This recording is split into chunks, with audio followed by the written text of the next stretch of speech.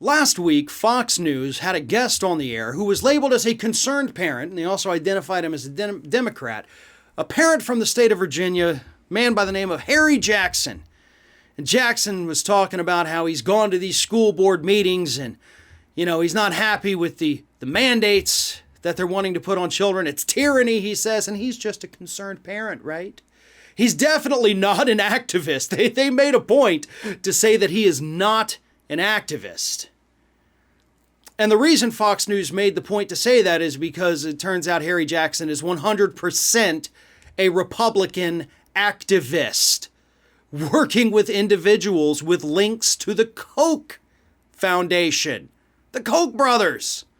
Of course, this is what happens.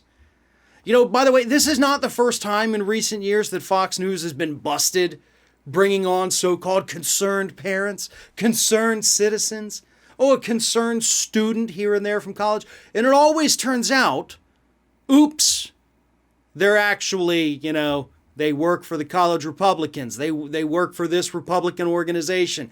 It always happens. CNN has done it too, by the way, in some of their little town halls where they just had a bunch of concerned people. No, you actually had members of the Trump local state campaigns as part of your little focus groups here.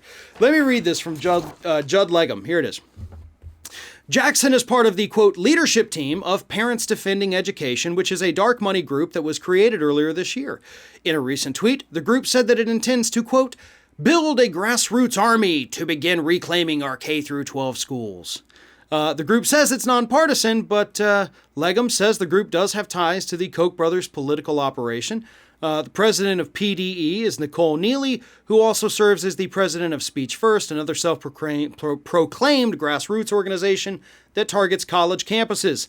Neely has refused to disclose Speech First donors, but its board includes a former head of a Koch-backed trust and 2 conservative attorneys from Koch-funded programs. It gets even better. Jackson is heavily involved in Educators for Youngkin, which is part of the campaign of Republican nominee Glenn Youngkin for governor of the state of Virginia.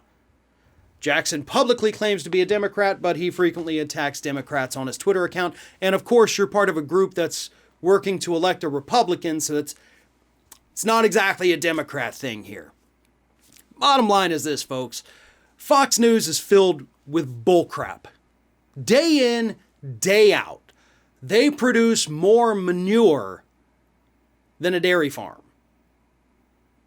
They trot these people out, and if it wasn't for people like Judd Legum out there doing this behind the scenes work, finding out who the hell these people are, we'd never know.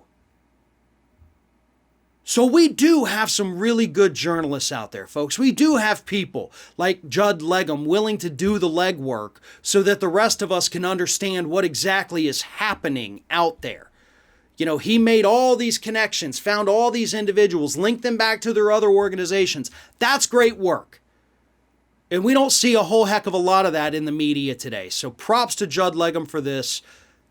Of course, Fox News is going to do what Fox News does. They're not going to issue a correction or a retraction. Hell, at the end of the day, they may end up giving Mr. Harry Jackson his own show. That's how much they reward these people who go on that network under false pretenses to sell lies to their audience.